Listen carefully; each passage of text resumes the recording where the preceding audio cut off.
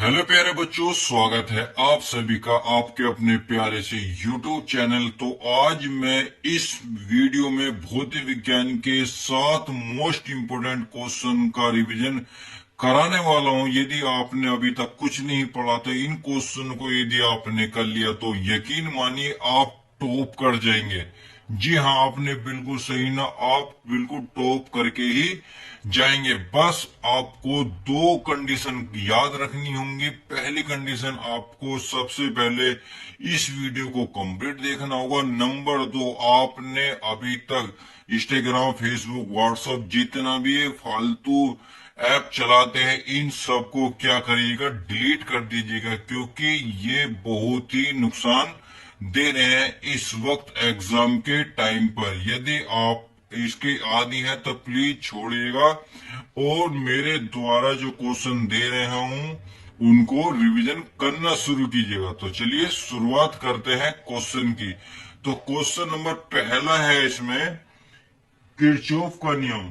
Kirchhoff का नियम most important है, जो एग्जाम में हर साल हर बार हर पेपर में लगभग आता है। यानी कि जितने भी सेट बनेंगे आपको किरचॉफ का नियम देखने को जरूर मिलेगा। तो प्लीज दोस्तों, ये मोस्ट इंपोर्टेंट है, इस बात का ध्यान रखें।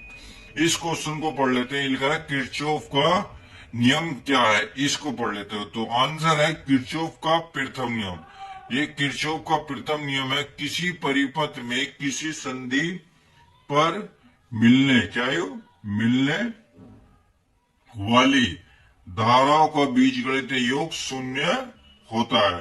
कहने का मतलब है किसी परिपथ में जब संधि मिलती है, जब धारा का बीजगणितीय योग क्या हो जाता है, शून्य हो जाता है। कहने का मतलब यह है, यदि मान लो धारा इस तरीके से बह रही है, एक धारा ये एक धारा बह रही, और किसी ये किससे ऐसे भी निकल सकती है और किसी संधि से गुजरे, तो इनका टोटल बीजगणितीय योग कितना होता है मेरे बच्चों, अर्थ क्या होता है, शून्य। अर्थात बीजगणितीय योग क्या होगा, शून्य। तो अर्थात सिग्मा आई बराबर क्या होगा, शून्य। ये रहा इसका पहला क्वेश्चन। अब किरचॉफ के पहला नियम कह दिया। अब किरचॉफ का दूसरा नियम क्या कहलाता है, ये कहलाता है बंद्र-पासु का नियम। क्या कहलाता है मेरे प्यारे बच्चों, बंद्र-पासु का नियम। इसमें लिखेंगे कि किसी परिपथ के किसी बंद बाथरूम में लगे प्रतिरोधों तथा उनमें प्रवाहित धाराओं के गुणनफलों का बीजगणितीय योग। ये कहा किसी बंद पास में जो प्रतिरोध होता है तथा उसमें बहने वाली धारा का बीजगणितीय योग, और वो भी गुणनफल का योग। उसी पास में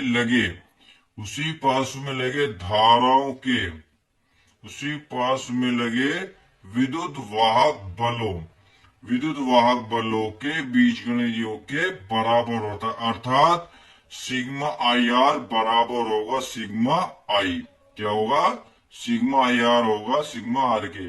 आई क्या है, उस परिपथ में बहने वाली धारा तथा उस पर परिपथ में लगा प्रतिरोध का गुणनफल, उसमें लगे प्रेरित विद्युत वाहक बल। तो यहाँ लिखा हुआ है विद्युत वाहक बल के योग के बराबर होता है। तो आई होप क्वेश्चन नंबर 2 जो किरचॉफ का पहला नियम और द्वितीय नियम था वो आपको अच्छे तरीके से समझ में आ गया होगा। अब क्वेश्चन नंबर देखते हैं 2, जो इम्पोर्टेंट है, बहुत ही हर बार हर साल देखिए पूछा गया है।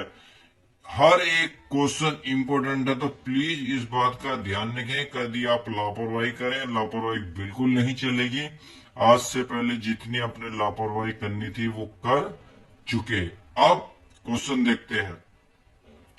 ये कह रहा चालक क्या होते हैं। देखिए एग्जाम में सबसे ज्यादा इजी क्वेश्चन है और फंसता भी यही क्वेश्चन है, क्योंकि बच्चे थोड़ी सी लापरवाही करते हैं।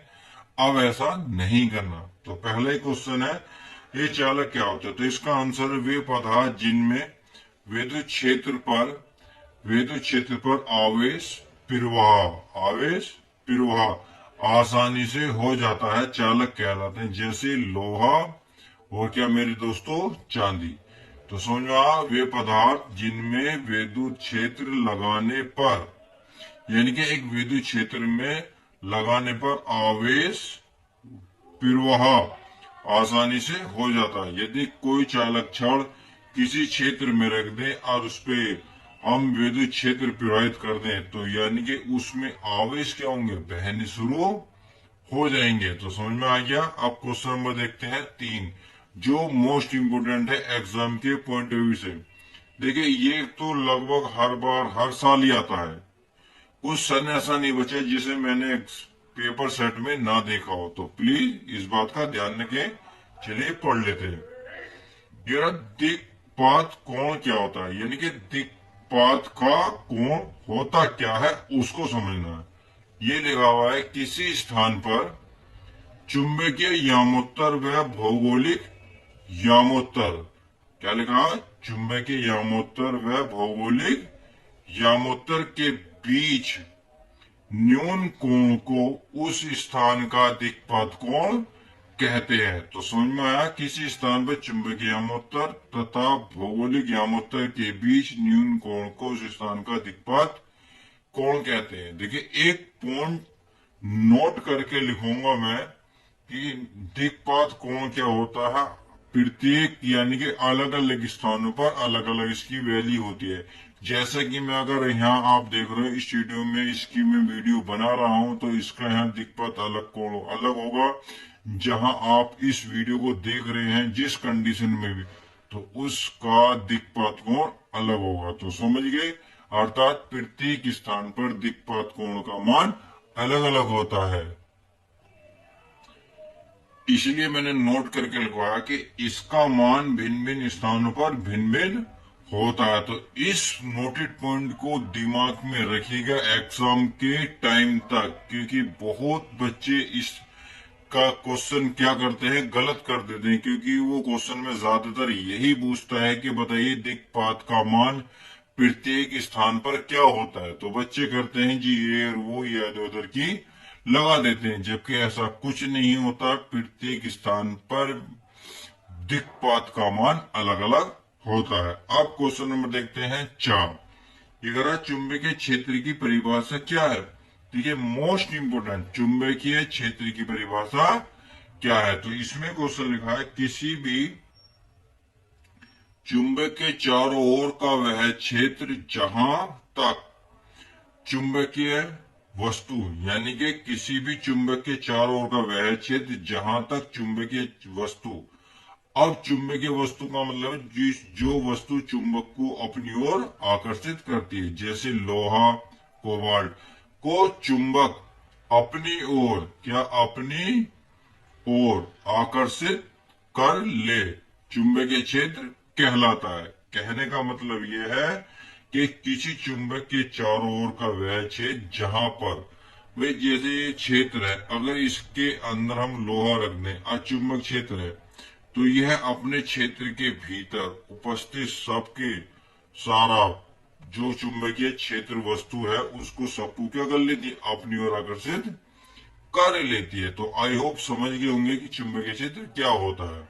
अब क्वेश्चन नंबर देखते हैं दोस्तों, कौन सा, 5वां क्वेश्चन नंबर 5 मोस्ट इंपोर्टेंट है एग्जाम के पॉइंट ऑफ व्यू से। विचलन कोण क्या होता है। ये पीरिज पर आपतित किरण की दिशा तथा अपवर्तन के पश्चात, क्या अपवर्तन के पश्चात प्रिज्म से निर्गत किरण की दिशा के बीच बना कोण विचलन कोण कहलाता है। दोबारा बढ़ेगा, प्रिज्म पर आपतित किरण की दिशा, यानी कि आपतित किरण जो प्रिज्म पर पड़ती है आपतित किरण, तथा अपवर्तन के पश्चात जो प्रिज्म पर आपतित किरण आई और किसी प्रिज्म में टकराने के बाद परावर्तित होगी। तो ये करा आपतित किरण आती हुई किरण तथा अपवर्तन के पश्चात प्रिज्म से निर्गत किरण की दिशा के बीच बने कोण को विचलन कोण कहते हैं। और इसे किससे दिखाते हैं दोस्तों, इस तरीके से दिखाया जाता है। तो आई होप समझ गए होंगे विचलन कोण क्या होगा। यदि आपने प्रिज्म चैप्टर पढ़ा होगा तो इसमें सब कुछ क्लियर हो गया होगा। तो आप क्वेश्चन देखते हैं नेक्स्ट हमारा क्या कहता है। नेक्स्ट बोल रहा है क्वेश्चन नंबर 6, लेंस की फोकस दूरी किन बातों पर निर्भर करती है। देखिए बहुत ज्यादा पेपर में है, बहुत ज्यादा, और बच्चे सबसे ज्यादा कमी किन बातों की कर लेते हैं, तो उनको हमें सबको दूर करना है। अब एग्जाम को क्रैक करना है, तो पढ़ लेते हैं क्या कह रहा है। लेंस की फोकस दूरी किन बातों पर निर्भर करती है, तो इसका आंसर है लेंस की फोकस दूरी लेंस के पृष्ठ की वक्रता त्रिज्या पर, वक्रता त्रिज्या पर, लेंस के पदार्थों के अपवर्तन पर, क्या प्रकाश के रंग पर निर्भर करती है। अपवर्तन पर प्रकाश की, ये गलत है लिखा हुआ, अपवर्तन प्रकाश के रंग पर निर्भर करती है। तो आई होप आज की वीडियो आपको समझ में आई होगी। यदि समझ में आई तो प्लीज वीडियो को लाइक शेयर करना ना भूलें। यदि चैनल पे है तो चैनल पे नए हैं तो चैनल को सब्सक्राइब करें। ऐसे ही वीडियो मजेदार देखने के लिए मिलते हैं आपको नेक्स्ट वीडियो के साथ। जब तक के लिए दोस्तों good bye, take care, love you guys.